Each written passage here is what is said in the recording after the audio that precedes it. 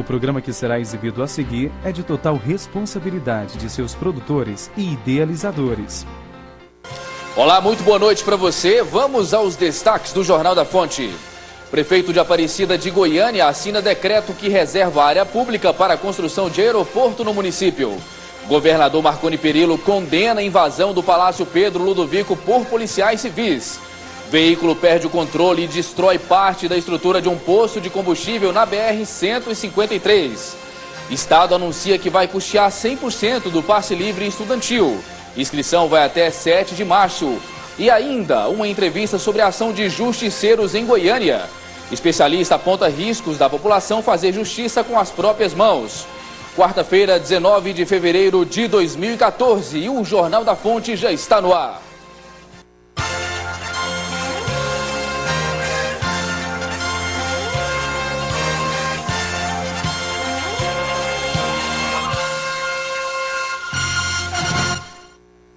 O governador Marconi Perillo lamentou e condenou na manhã desta quarta-feira a invasão de um grupo de policiais civis no Palácio Pedro Ludovico Teixeira, realizada na tarde de ontem.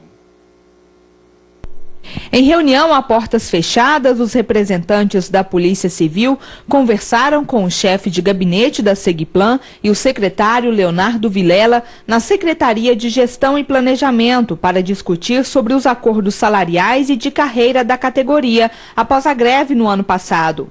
No fim da tarde de terça-feira, cerca de 200 policiais civis invadiram o centro administrativo e foram impedidos de entrar na Segiplan pela Polícia Militar. Segundo o presidente do Sindicato dos Policiais Civis, o governo alega que não pode cumprir o acordo da forma como foi definido. Houve o recuo do governo. O novo secretário fez uma avaliação dos valores de arrecadação do Estado. Ele entende hoje que o Estado não dispõe de recursos financeiros para cumprir com o acordo firmado pelo governador junto à categoria. Nós entendemos diferente, até mesmo porque o governador falou que no fim da greve não tinha consciente, que ele mesmo era o consciente, que ele teria condição de cumprir o acordo firmado com a categoria, até mesmo porque a proposta foi apresentada pelo governador.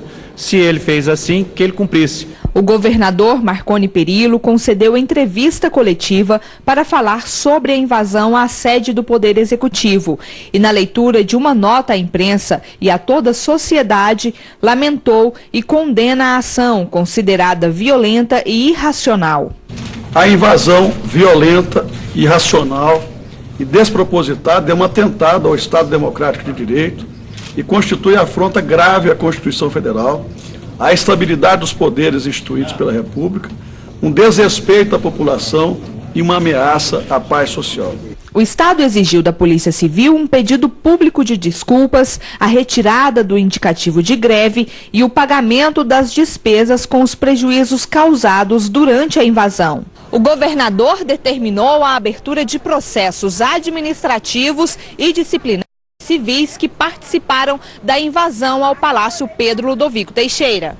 Marconi tranquilizou a população e disse que o governo não vai permitir que situações como a de terça-feira se repitam. Nós não toleramos esse tipo de vandalismo, de invasão, de desrespeito à Constituição da República e à Constituição do Estado. Muita chuva é sinal de alerta dobrado para quem mora em áreas de risco. Mas em toda a cidade, a população deve ficar atenta para alagamentos, pontes caídas e asfalto danificado que pode provocar acidentes. Para nos dar mais detalhes desse assunto, eu chamo agora a repórter Cristiane Rodrigues. Boa noite, Cristiane. Boa noite, Seixismar, boa noite para você que está em casa. Pois é, essas mudanças climáticas aí, né, hora tempo seco, hora tempo chuvoso, pode aí realmente provocar vários desastres naturais e deixar muita gente desesperada. Para falar sobre o assunto, eu converso agora com o superintendente da Defesa Civil de Aparecida de Goiânia, Juliano Cardoso. Boa noite, superintendente. Quais os registros mais comuns de desastres naturais que a Defesa Civil recebe? Bem, nesse período chuvoso é evidente, são os deslizamentos de terra, processos erosivos que se iniciam e também alagamentos, uma vez que muitas das vezes edificações são realizadas em áreas de inundações, cotas de alagamento, de inundações, a cidade acaba sendo impermeabilizada quase que totalmente, e aí essa soma de fatores acabam trazendo transtornos para a população nesse período chuvoso. E a Defesa Civil tem como missão estar vigilante, tentando minimizar esses efeitos e ao mesmo tempo promover a educação da população e a preparação para conviver com esses fenômenos. As chuvas, né, principalmente chuvas mais fortes, geralmente geram temor aí por parte da população. Como que a população pode se prevenir? É possível se prevenir de alguns desastres naturais? Sim. As ações preventivas devem ser adotadas por todos, da sociedade civil organizada, a população e também os entes públicos.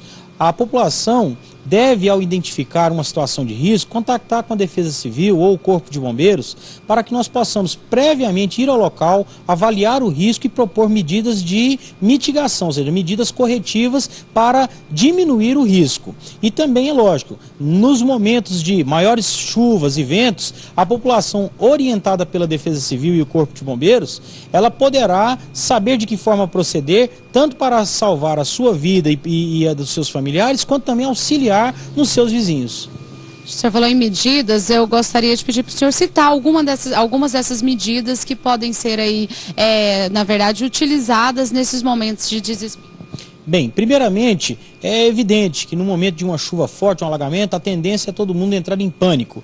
A primeira medida a ser tomada é manter a calma. Segundo, a atenção àquilo que vai ser feito. Contactar imediatamente com a Defesa Civil ou o Corpo de Bombeiros através do 193 e 199. Evitar edificações em áreas de risco, nas margens de córregos, nas margens de rodovias, próximo a barrancos e encostas. A pessoa, ao perceber alguma edificação vizinha ao seu local de moradia e que isso pode vir a trazer algum transtorno e perigo para a coletividade, que ela entre em contato com a prefeitura, para que a prefeitura vá até o local e fiscalize essa obra para reduzir a probabilidade de risco para aquela coletividade. Mas sempre que houver dúvida, na pior das hipóteses, entre em contato com a Defesa Civil, pois nós estamos lá 24 horas por dia para dar esclarecimentos e prestar o auxílio à população. Quais são as regiões de áreas de risco no município de Aparecida de Goiânia? Nós temos de maneira dispersa. A Aparecida de Goiânia foi uma cidade que cresceu de maneira desordenada. Então, nos 4 cantos da cidade de Aparecida de Goiânia, nós temos trechos que inspiram cuidados. Áreas de risco de pequena, média e grande vulnerabilidade. Nós temos ao longo de toda a calha do córrego Santo Antônio, do córrego Almeida, do córrego Tamanduá, do córrego Poções, do córrego São Nicolau, nós temos famílias que edificaram suas residências em locais que no período chuvoso acaba se alagando. Então, nesses locais nós temos uma atenção redobrada. Já houve aumento ali do nível desses córregos? Em alguns períodos chuvosos, acontece sim do nível do manancial subir, mas a Defesa Civil nesses casos tem agido preventivamente, tanto para retirar as famílias, quanto também para monitorar o nível da água. Já agradeço a participação. Eu é que agradeço, mais uma vez nos coloco à disposição e lembrando que em caso de pânico, entre em contato pelo 193 do Corpo de Bombeiros ou no 199 da Defesa Civil.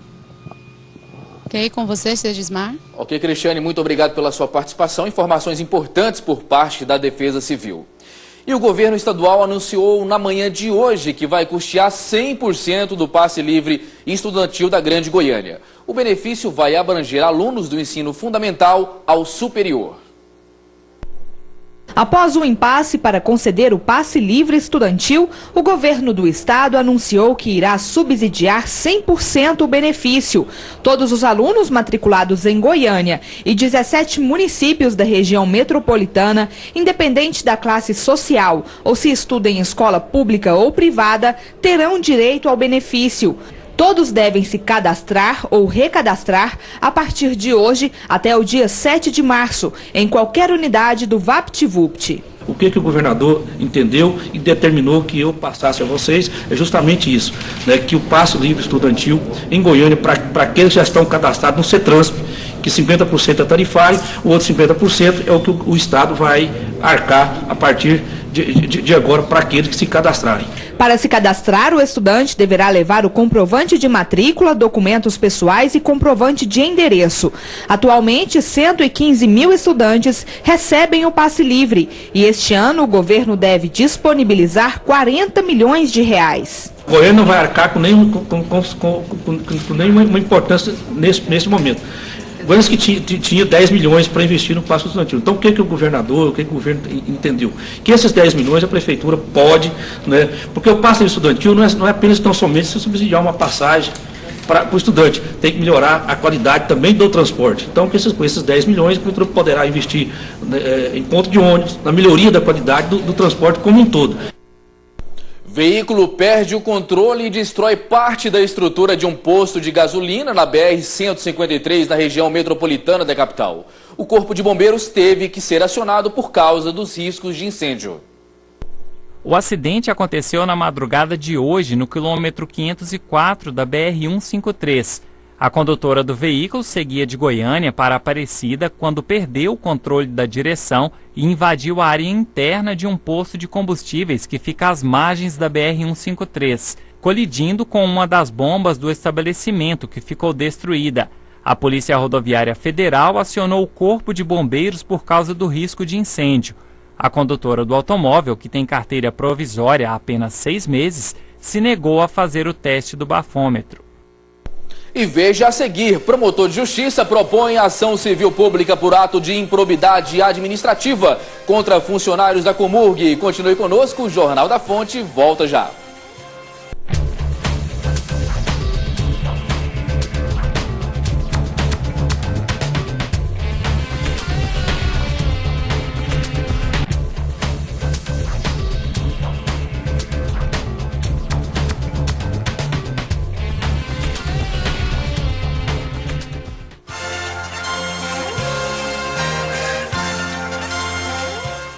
E o promotor de justiça, Fernando Krebs, propôs ação civil pública por ato contra o presidente da Comurg, Luciano Henrique de Castro, os chefes de departamento do órgão, Albertino Simão Borges e Otomilton Pereira Pignata, o funcionário municipal Clever Marques, o ex-secretário da SEDEM, João de Paiva Ribeiro, e 13 outras pessoas. De acordo com o promotor, os acionados entre os anos de 2009 e 2011 fraudaram licitações promovidas pela Comurg mediante o prévio ajuste de preços e serviços, uso de documentos falsos, terceirização dos serviços contratados e utilização de empresas constituídas apenas para servir de laranjas e assim figurar em ocorrências, melhor dizendo, concorrências públicas, desequilibrando o processo licitatório. Também estão sendo acionadas as empresas que participam do esquema. Embora ainda não tenha garantido os recursos, o prefeito de Aparecida de Goiânia, Maguito Vilela, anunciou hoje a reserva de uma área pública do município para a construção de um aeroporto. A obra deve custar 30 milhões de reais e visa atender as empresas da cidade. O evento aconteceu no Centro de Cultura e Lazer José Barroso e contou com a presença do prefeito de Aparecida de Goiânia, Maguito Vilela, demais autoridades e populares. Na ocasião, o prefeito assinou um decreto que transforma em área de utilidade pública um terreno que será destinado para a implantação do novo aeroporto executivo do município. Um aeroporto de porte médio, para aviação regional, para aviões de pequeno, médio e pequeno porte, e um aeroporto também para muitos hangares, para as oficinas de manutenção, enfim. É um aeroporto completo, só que não para aviões de grande porte. O novo aeroporto de Aparecida contará com a área de 150 hectares e estará localizado na região leste do município. Além de atender o empresariado do município, o aeródromo irá desafogar o aeroporto Santa Genoveva. Todo o setor de táxi aéreo e oficinas do Santa Genoveva estão em áreas de concessão vencidas. E uma dificuldade muito grande na burocracia da renovação dessas concessões. Então o nosso empreendimento está chegando num momento que vai atender exatamente a esses anseios do setor aeroportuário. A obra para a construção do aeroporto está orçada em 30 milhões de reais e prevê a implantação de um terminal de passageiros e estacionamento. O empreendimento é uma parceria do poder público com a iniciativa privada, mas ainda não existe uma data definida para o início das obras. A gente vai ver Se a iniciativa privada realmente tocar com a rapidez que nós precisamos, é a iniciativa privada. Se não, eu vou buscar recursos em Goiânia, em Brasília, e vamos fazer a pista e vamos tocar o aeroporto. O que está definido é que teremos aeroporto. O presidente da Ordem dos Advogados do Brasil em Goiás, Henrique Tibúrcio, condenou a atuação dos chamados justiceiros em Goiânia. Ele anunciou que membros da OAB vão acompanhar as investigações dos casos registrados. O vídeo mostra um adolescente de 16 anos amarrado em um poste no setor alto da Glória. O episódio aconteceu após o menor tentar roubar uma moto e ser impedido por trabalhadores de uma construção civil. Em 2 dias foram registrados 3 casos que demonstram a revolta da população. As comissões de Direitos Humanos e Segurança Pública da OAB irão acompanhar as investigações da polícia que apura os autores dessas agressões. A instituição está preocupada com o que este tipo de atitude pode provocar no Estado. É claro que se não for feito nada por parte do Estado para coibir isso, se a sociedade não entender de que essa não é a forma correta de se fazer justiça, essa situação pode piorar muito. Nós temos exemplos em outros estados que acabaram acontecendo assim. A criação de milícias no Rio de Janeiro, que hoje praticam crimes tão graves quanto o tráfico de drogas pratica, enfim, isso é uma demonstração de que quando a sociedade resolve que ela pode fazer justiça diretamente, o resultado é muito ruim. A ordem irá cobrar também maior segurança do governo. É o momento do Estado mostrar que está mais presente, que está preocupado com a situação, para que a sociedade volte a ter uma sensação de segurança. Pois é, por um lado a sociedade é refém da bandidagem e violência, mas por outro, a mesma sociedade faz justiça com as próprias mãos. Os casos de justiceiros estão cada dia mais recorrentes. Só nessa semana vimos 4 casos aqui na capital. Até que ponto é legítima a revolta da população? Para falar mais sobre esse assunto, eu converso agora com o sociólogo Francisco Tavares. Olá, Francisco, boa noite. É um prazer recebê-lo aqui no Jornal da Fonte. Boa noite, para mim que é uma honra estar aqui conversando com vocês hoje. Pois é, Francisco, sociologicamente falando, do ponto de vista da sociologia, o que representa esse tipo de ato que está acontecendo? Primeiro a gente precisa situar quais são as chamadas justificativas para esse tipo de prática. E a gente pode perguntar se elas procedem ou não. E depois a gente precisa pensar sobre quais são as consequências desse tipo de ato. Ou seja, se o que ele pretende resolver funciona ou não. A resposta para as duas questões é sonoramente negativa. Em primeiro lugar, não é verdade que o Brasil é um país de impunidade, um país de pouco encarceramento, um país em que os criminosos não são presos. Vou dar um dado para apresentar isso. A taxa média de encarceramento no mundo é de 145 pessoas para cada 100 mil. A taxa média de encarceramento no Brasil já passa de 260. Então essa história da impunidade não é exatamente correta. Por que então que as pessoas se sentem inseguras? Por que as pessoas se sentem intranquilas? Porque de fato há muita violência na nossa sociedade. Só que até hoje nenhum estudo conseguiu demonstrar que mais cadeia, mais punição, mais violência resolve por si só o problema da criminalidade. Então essa solução da cadeia a gente já adotou. Agora a gente tem que pensar em outras soluções. Por exemplo, a do justiçamento com as próprias mãos. Esta definitivamente não funciona. Sociedades em que isso acontece se tornam intensamente mais inseguras, violentas e perigosas. Um grande exemplo de sociedade em que essa prática de justiçamento com as próprias mãos foi ganhando cada vez mais adesão é precisamente a Alemanha às vésperas do nazismo. É o exemplo mais estudado. Então isso não funciona. Francisco, você citou dados, né? Você está com dados estatísticos relatando que aqui no Brasil se prende mais, tem mais pessoas encarceradas do que em outros países. Esse tipo de sentimento de impunidade, partindo do senso comum, não estou partindo de dados estatísticos, ele não se daria no Brasil porque aqui o prisioneiro fica pouco tempo e volta a cometer crimes, e nesses outros países que você tem estudado, lá eles não ficam presos e depois voltam ressocializados? A verdade, portanto, é que a pergunta que a gente tem que fazer é outra. As pessoas talvez não tenham sensação de impunidade, as pessoas têm uma correta sensação de criminalidade em alta. E isso é verdade. Goiânia, por exemplo, Aparecida, a cada ano sobem nos rankings da criminalidade. Ora, para acabar com a criminalidade, basta prender mais pessoas? Ao contrário, é preciso incluir mais pessoas.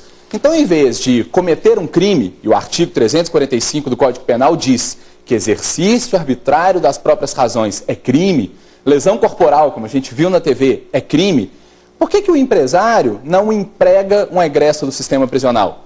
Por que as pessoas não dão uma chance para aquele que está sendo disputado pelo crime, pelo narcotráfico e assim sucessivamente? Por que o poder público não constrói uma quadra poliesportiva, uma opção de lazer, para que o jovem não se desvie para a criminalidade?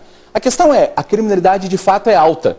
Pessoas na cadeia e muito menos criando situações de conflito não mediado pelo Estado, portanto, de justiça pelas próprias mãos, de prática de outros crimes, que a gente vai resolver esse problema. Francisco, mais uma vez partindo do ponto de vista sociológico, que é a sua especialidade, você acredita que o criminoso que é amarrado, que é humilhado, que é espancado, ele tende a ter uma revolta ainda maior e voltar para a sociedade após ser preso e voltar para a sociedade com mais revolta, com vontade de praticar mais crimes? Os estudos em teoria social contemporâneos dizem que boa parte da violência ocorre pelo chamado não reconhecimento. Se, portanto, eu interpelo uma pessoa como cruel, malvada, violenta, desde que ela nasce, ela vai se reconhecer como tal.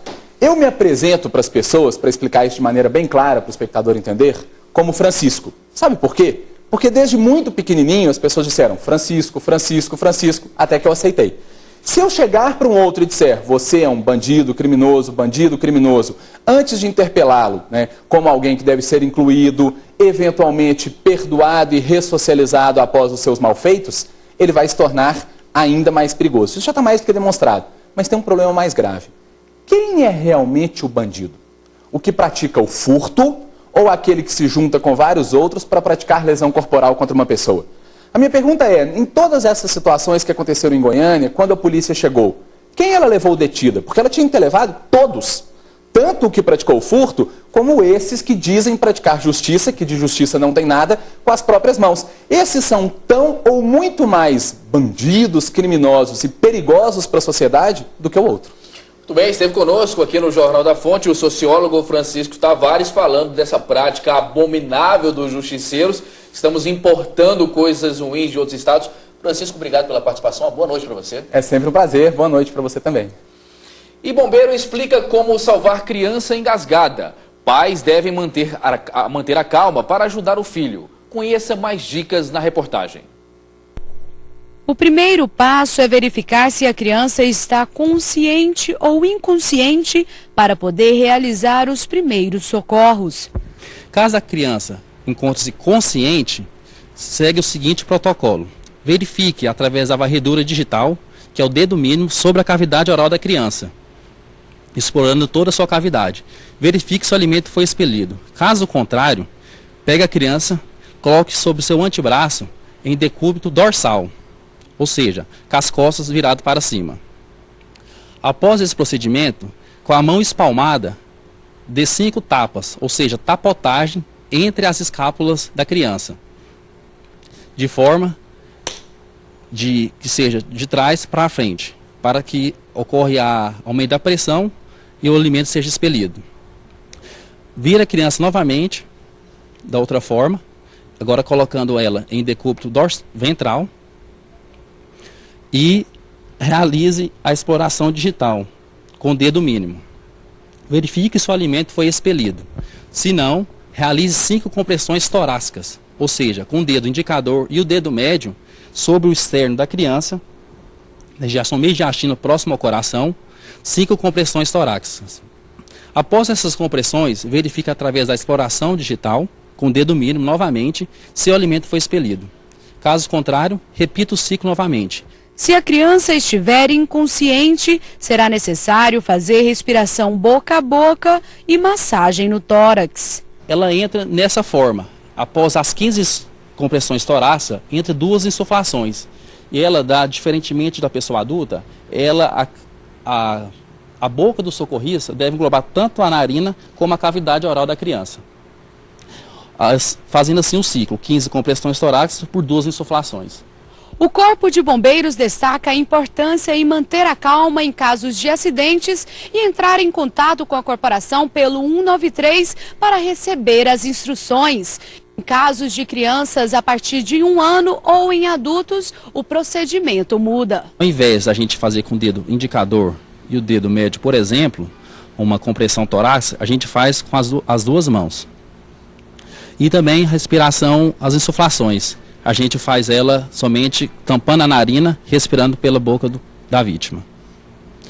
E uma obstrução através de alimentos, a gente procede da seguinte forma.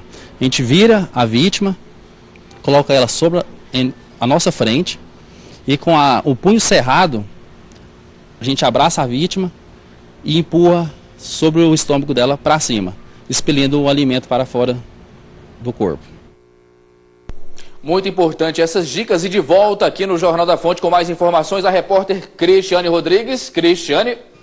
Pois é, Cesdismar, agora à tarde eu acompanhei a história de uma garota de 16 anos que foi vítima de um estupro coletivo em Aparecida de Goiânia. A Polícia Civil prendeu o último suspeito, né? Foram cinco suspeitos e 2 menores foram apreendidos e 4 já estavam presos, que foram presos na última sexta-feira, logo após o crime em Aparecida de Goiânia pela PM. Vamos acompanhar a matéria.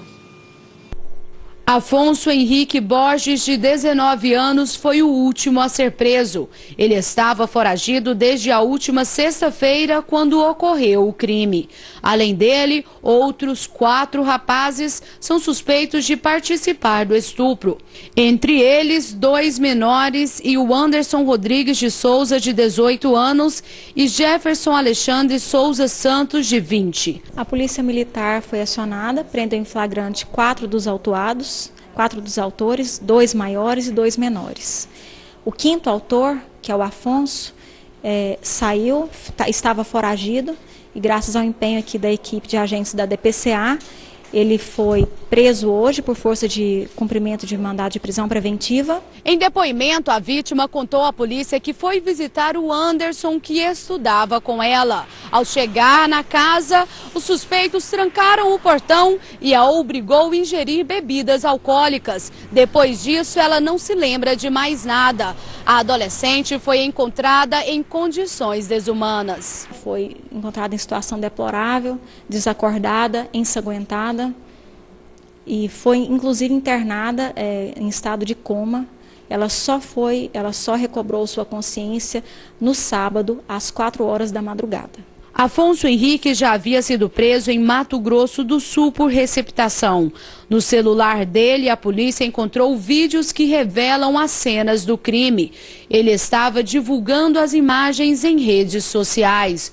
O suspeito nega que tenha participado do estupro, mas confessa que gravou os vídeos. O que eu tenho a dizer é que no momento que começa no vídeo, ela estava acordada. E quando eu vi, não é de ator que eu tampo a imagem.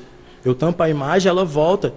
E ele pede para me filmar, eu não, vou parar, não sei o que. Aí ele começa a pedir para me filmar, eu não vou filmar não. Ele vai ser autuado aqui pelo crime do artigo 217-A, parágrafo 1º.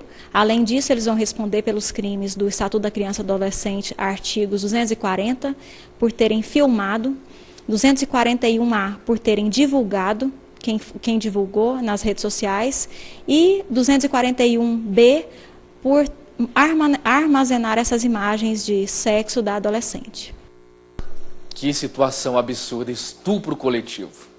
E o Jornal da Fonte vai ficando por aqui, nós voltamos amanhã. Na sequência você fica com o programa Na Marca do Pênalti. Boa noite, Luiz Duarte, a você, a toda a sua equipe. Hoje tem rodada do Goianão e tem um jogo aí de 2 times de futebol que estão aí em situações muito difíceis. Vila Nova e Craque. Boa noite, Duarte. Boa noite a você, Cesdismar Júnior, a todos aqui.